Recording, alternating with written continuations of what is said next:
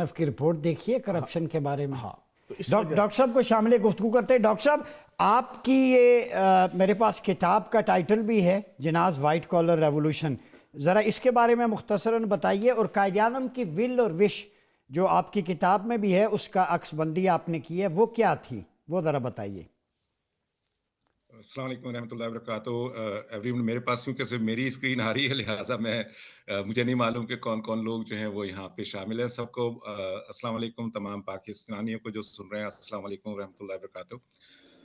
Doctor صاحب بہت اچھی بات کی چوہان صاحب نے. جو ساری باتیں آپ کر رہے ہیں اس کا بنیاد کیا ہے؟ انہوں نے فرمایا ایٹ دی اینڈ کہ جمہوریت جو ہے وہ طریقہ جو ہے وہ ٹھیک نہیں ہے. آپ نے فرمایا جبر ہے. سنت الہیہ جمہوریت کے خلاف ہے. سنت الہیہ یہ ہے کہ اللہ تعالیٰ نے جب یہ فرمایا کہ میں انسان کو خلیفہ بنانے والا ہوں, تو تمام فرشتوں نے, یعنی جو فرشتوں کے سردار تھے, انہوں نے کہا کہ وہ جو فساد پھیلائے گا, قتل و خون ریزی کرے گا, تو کم سے کم فرشتوں کے جتنے ہیں وہ ہمیں نہیں پتا, لیکن 4 سرداروں کا تو پتا ہے ہمیں, حضرت اسرائیل, حضرت میکائیل, حضرت اسرافیل, تو حضرت جبرائیل. تو اللہ تعالیٰ نے کہا جو میں جانتا ہوں وہ تم نہیں جانتے. اس کا مطلب یہ ہے کہ چاہے کتنے بھی لوگ ہوں, ان میں جاننے والا جو ہے وہ افضلیت رکھتا ہے. یہ ہے اسلامک لیڈرشپ کی بنیادی کانسیپٹ. یعنی جو علم والا ہے, اب اس کو میں لے چلتا ہوں قرآن ہی کے واقعے سے. جالوت اور طالوت کا آپ نے واقعہ سنا ہوگا. جی بالکل. اس میں جب حضرت شمائل کے پاس ان کی قوم آئی کہ جالوت ہمارے بیٹے قتل کر دیتا ہے اور بیٹے قتل کر دیتا ہے اور بیٹیاں قید کر لیتا ہے, تو آپ اپنے آپ کو اللہ کا نبی کہتے ہیں, آپ ان سے پوچھیں کہ ہم کس کی قیادت میں جنگ لڑنے کے فتح یاب ہو. تو نبی نے نہیں کہا جا کے جمہوریت کر لو, نہ انہوں نے کہا کہ میں نبی ہوں, میں تمہاری لیڈرشپ کروں گا. انہوں نے اللہ سے پوچھا. اللہ نے بھی نہیں کہا کہ آپ ان سے کہیں جمہوریت کر لیں, نہ اللہ نے یہ کہا کہ آپ کو ہم علم دے کے بھیجا ہے, آپ کیوں نہیں جاتے. اللہ نے یہ کہا کہ ہم نے وہ طالوت, انہوں نے کہا کہ طالوت کی قیادت میں جنگ لڑیں گے تو فتح یاب ہوں گے. تو ہمارے پاکستانی یا کلچر کے جو حساب ہے, انہوں نے کہا جی وہ گڈریے کا بیٹا, ہمارے پاس زیادہ مال و زر ہے, ہم زیادہ حقدار ہیں قیادت کے. تو اس پہ اللہ کا جواب یہ تھا, ڈائریکٹ جواب یہ تھا کہ ہم نے طالوت کو تم سب پہ علم اور جسم میں مصطفیٰ کیا ہے. وزادہ بسطاً فی العلم والجسم. جی, تو اب اسلامی ریاست کی لیڈرشپ کا جو بنیادی کانسیپٹ ہے وہ ہے علم و جسم. یعنی ایک طرف علم ہو. علم کیوں ہو, ضروری کیوں ہے؟ دیکھیے اللہ کی سب سے بڑی صفت جو ہے نا وہ ہے علم, اور علم کا جو آؤٹ کم ہے وہ ہے عدل. اگر علم نہیں ہوگا تو عدل نہیں ہو سکتا. یہ جو عدالتوں میں جسٹس صاحبان بیٹھ کے عدل کرنے کا ایک ڈھونگ رچا رہے ہیں, وہ یہ بنیادی طور پہ ہے کہ وکلا سے وہ کیس کی, دونوں فریقین کے وکلا سے وہ کیس کے متعلق علم حاصل کرتے ہیں, اور پھر اپنے شعور اور منطق کے حساب سے کہ کون سی چیز پروبیبل ہوگی وہ اس کے حساب سے فیصلہ دیتے ہیں. اس لیے دنیا میں قوانین کا طریقہ یہ ہے کہ whatever is not common sense can not be transform to law. تو کامن سینس یہ ہے کہ اگر جوڈیشری کمپرومائز ہو جائے تو وہ آپ کا فیصلہ نہیں کر سکتی. ٹھیک ہے. تو عدلیہ جو ہے وہ اسی لیے انڈیپینڈنٹ. آپ قرارداد مقاصد جب آپ دیکھیں گے تو اس میں جو 5واں یا 6واں پوائنٹ ہے, judiciary shall be fully independent.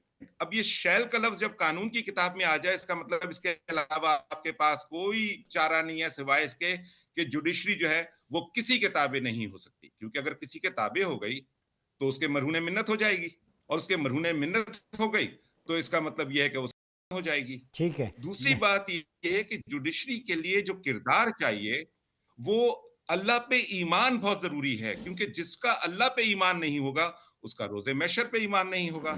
اور جب روز محشر پہ ایمان نہیں ہوگا تو جو پنجابی میں کہتے ہیں کہ اللہ قریب ہے کہ خسن, تو وہ کہتے ہیں کہ جی مجھے جو دینے والا ہے, فائدہ اور نقصان پہنچانے والا ہے, وہ ساتھ بیٹھا ہے, لہٰذا اللہ حلف تو میں نے لیا ہے لیکن کام میں وہ کروں گا یہ بتائے گا جو مجھے نقصان پہنچا سکتا ہے یا فائدہ پہنچا سکتا ہے. تو ہمیں جب تک ہم اس عدلیہ کو نہ ڈھونڈ لیں. اب میں نے جب خط لکھا ان کو اور کہا کہ جی ڈیبیٹ کرائیے, آڈٹ رپورٹ, آپ نے IMF کی رپورٹ کی بات کی ہے, उस IMF की रिपोर्ट का जो टाइटल है वो है governance and corruption diagnostic assessment report. अब यही चीज मैंने कही है कि जब तक आप, और मैंने तमाम आपको खतूत भी भेजे हैं, जो मैंने इंफॉर्मेशन कॉपी आर्मी चीफ को भी भेजी है और तमाम जस्टिस को, चीफ ठीक जस्टिस है। को भेजी है कि आप एक कॉन्स्टिट्यूशनल डिबेट कराएं। और वो constitutional debate basically constitutional audit के लिए है ठीक कि क्या हमारा ऑडिट जो है उसमें जिसे कहते हैं ना कॉन्फ्लिक्ट ऑफ इंटरेस्ट तो नहीं है। ठीक है क्योंकि डॉक्टर साहब, अगर आईन में मैं आता हूँ interest आपके पास। हो, चीज़ें, हाँ, मैं डॉक्टर साहब को भी शामिल गुफ्तगू। डॉक्टर साहब फिर आप बताएं ना, वो कायद आज़म की वसीयत क्या थी, उस तरफ आएँ डायरेक्टली, और जना का विजन क्या है। अस्सलाम वालेकुम रहमतुल्लाहि व बरकातहू। फॉर दोस्त जिन्होंने अभी ज्वाइन किया है, देखिए एक मैं क्योंकि इंजीनियर हूँ और इंजीनियरिंग जो है वो शायरी नहीं है, प्रैक्टिकल काम है। हम लॉज ऑफ नेचर पे उसको स्टडी करते हैं, उसके ऊपर दुनिया को डेवलप करते हैं। जो प्रैक्टिकल पॉलिटिक्स है उसने हमें पाकिस्तान जो दिया है वो उस हाल में है जिस हाल में पहुंचा हुआ है। किसी किस्म की का अदल नहीं है, किसी को तहफ़्फ़ुज़ नहीं है। ये है प्रैक्टिकल पॉलिटिक्स। अब आते हैं कि सॉल्यूशन क्या है, क्योंकि ये कहना कि जी सॉल्यूशन तो बस ऐसे ही चलता रहेगा, नहीं, ऐसा नहीं है। जो सॉल्यूशन मैं दे रहा हूँ ये इस गारंटी के साथ दे रहा हूँ कि अगर मेरे पॉलिसीज नाफिज की जाएं जो कि कुरान और सुन्नत के मुताबिक होंगी और मोहम्मद अली जिन्ना की वसीयतों के मुताबिक होंगी, तो 3 से 6 महीने में अगर रुपया स्टेडीली ताकत ना पकड़ने लगा, और 6 महीने से ज्यादा नहीं चाहिए, तो ताकत ना पकड़ने लगा, तो ये गारंटी है मेरी उस चीज के ऊपर जो मैं अब कहने जा रहा हूं। मोहम्मद अली जिन्ना की 3 वसीयतें थीं। ठीक है। पहली वसीयत ये थी कि कुछ भी करना, पार्लिमानी निज़ाम मत करना। ये ज़रा जो मैंने आपको भेजा है जी मेरे पास है, बिल्कुल। फ्यूचर कॉन्स्टिट्यूशन ऑफ पाकिस्तान, वो ज़रा लोगों को दिखा दीजिए स्क्रीन पे, क्योंकि मैं उससे पढ़ के बता रहा हूँ। ये सबसे दिखा पहली दीजिए। चीज़ उन्होंने फ्यूचर कॉन्स्टिट्यूशन ऑफ पाकिस्तान के नीचे जो पहली हेडिंग है वो है dangers of parliamentary form of government. ठीक। मोहम्मद अली जिन्ना ने वहां से कानूनी तालीम हासिल की थी जहां पैदा हुआ था ये निज़ाम जिसको हम खींचे जा रहे हैं। अच्छा, अब इसलिए वो जानते थे कि पार्लिमानी निज़ाम बुनियादी तौर पे एक डेमोक्रेटिक फ्रॉड है, क्योंकि इसमें मेरा और आपका वोट बराबर नहीं है, जो इंसानी हुकूक की खिलाफ वर्जी है। पहली बात, मैं तेज तेज बात करके निकलूंगा ताकि जब किसी की चीज की एक्सप्लेनेशन चाहिए हो तो फिर पूछ जी लीजिएगा। जी बिस्मिल्लाह। नंबर दूसरी वसीयत थी, उन्होंने लिखा है presidential system more suited to Pakistan. तो मोहम्मद अली जिन्ना ने यह भी बता दिया आपको। ठीक है। तीसरी चीज जो इसी के अंदर है बेसिकली प्रेसिडेंशियल में, उन्होंने एरिस्टोटल की कोटेशन लिखी है नीचे, state exist not for life only but for good life, जिसे हम पाकिस्तानी जबान में कहेंगे रियासत हो माँ जैसी और इज्जत आबरू हर एक की बराबर है। अच्छा, जो तीसरी वसीयत है, तीसरी वसीयत ये है जो पहली, वो इसमें नहीं है, वो है जनवरी उन्होंने 1948 को मोहम्मद अली जिन्ना ने 1 जुलाई 1948 में उन्होंने स्टेट बैंक का इफ्तिताह करते हुए फरमाया कि जल्द अज जल्द बिला सूद निजाम राइज करो। तो ये है 3 वसीयतें मोहम्मद अली जिन्ना की। ठीक है। अब इन चीजों से मैंने जो चीजें निकाली हैं और कुरान और सुन्नत से और करारदाद मकासिद का जब पूरा मैंने स्टडी किया, तो ये जो किताब है जिन्नाज वाइट कॉलर रेवोल्यूशन, इसके अंदर करारदाद मकासिद को मैंने थ्रेड बेयर जो है वो जैसे कहते हैं ना बाल की खाल निकाल के बताया है कि बुनियादी तौर पे आइन साज असेंबली को ये असाइनमेंट दी गई थी कि आपने जो हमने नक्शा बनाया है करारदाद मकासिद का, इसके मुताबिक एक बिल्डिंग बना दीजिए। अब मैं मिसाल क्यों इसलिए दे रहा हूं ये बिल्डिंग की, ताकि लोगों को आसानी से समझ आ जाए। अब जाहिर है बिल्डिंग बना रहा है एक ठेकेदार, तो उसने क्वालिटी कंट्रोल किसी ने देखना है, ठीक तो है। क्वालिटी कंट्रोल करने वाला ठेकेदार नहीं होता बल्कि एक क्वालिफाइड इंजीनियर होता है। ठीक। अब क्योंकि ये कानून की बिल्डिंग बननी थी, तो इस कानून की बिल्डिंग का क्वालिफाइड जो है वो जुडिशरी मौजूद थी, लिहाजा जुडिशरी को इंडिपेंडेंट रखा गया और करारदाद मकासिद में ये लिखा हुआ है। और जो पार्लियामेंट है, एक कंफ्यूजन है हमारे जस्टिसेस और जजेस के दरमियान, समझना नहीं चाहते वो, या समझा, शायद मेरी गलती है, मैं समझा नहीं पा रहा। बुनियादी तौर पे पार्लियामेंट को आइन तजवीज करने की इजाजत दी थी जो करारदाद मकासिद के मुताबिक हो, यानी कि कुरान के मुताबिक हो, इंसानी हुकूक के मुताबिक हो, जमहूरियत के मुताबिक हो, और محمد علی جناح کی سیاسی بصیرت کے مطابق ہو. اچھا یہ ہم کیوں کر رہے ہیں؟ So that we can develop an egalitarian society. تو کیا ہم ایگلیٹیرین سوسائٹی بنانے میں کامیاب ہو گئے؟ ہم نہیں ہوئے. اس کا مطلب جو ہمیں آئین دیا گیا ہے قرارداد مقاصد سے متصادم ہے، اور اس سے آپ کبھی بھی خوشحال نہیں ہو سکتے جب تک کہ آپ یہ 3 کام نہیں کریں گے. نمبر 1 جناح کی وصیتیں، نمبر 2 جو میں نے اس میں قرآن سے لے کے ایک کانسیپٹ دیا ہے کتاب میں، the difference between حلال جمہوریت and حرام جمہوریت.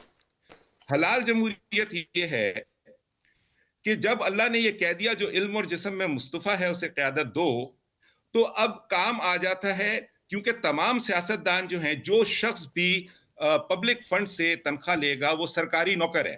ٹھیک ہے. He is a public servant. So president is a public servant, prime minister is a public servant, judiciary is a public servant. Anybody who is drawing salary from the public fund is a public servant. ٹھیک ہو گیا. اب public fund کا سب سے بڑی بات یہ ہے کہ سب سے پہلے کسی آدمی کو پبلک سرونٹ بنانے کے لیے ایلیجبلٹی بنائی جاتی ہے کہ ڈرائیور ہے تو اسے کام آنا چاہیے، کریکٹر ٹھیک ہونا چاہیے، ایکسپیرینس ہونا چاہیے.